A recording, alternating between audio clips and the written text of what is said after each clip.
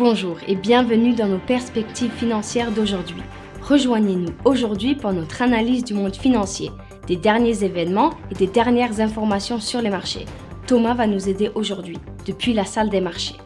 Le revirement du président de la Réserve fédérale, Jerome Powell, suggère que la Banque centrale américaine pourrait agir plus rapidement pour resserrer sa politique monétaire, ce qui pourrait être négatif pour les actifs spéculatifs dont le Bitcoin.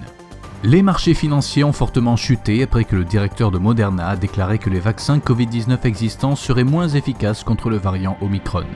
Le dernier lot de règles sur les fonds propres bancaires de l'après-crise financière sera introduit en Grande-Bretagne avant ou en même temps que dans l'Union européenne. La dernière session a vu les actions Nike gagner 1,3%, le signal baissier de l'indicateur oscillateur ultime est conforme à l'analyse technique globale. L'euro a connu une légère hausse de 0,1% par rapport au dollar lors de la dernière session, l'indicateur ROC donne un signal baissier. La paire livre sterling-dollar a chuté de 0,3% lors de la dernière session, l'indicateur stochastique donne un signal haussier. La dernière session a vu le dollar australien chuter de 0,4% par rapport au dollar. Selon l'indicateur stochastique, nous sommes dans un marché survendu. Le PIB de l'Australie sera publié à minuit 30 GMT, le PMI manufacturier de l'ISM aux États-Unis à 15h GMT, les ventes au détail de l'Allemagne à 7h GMT.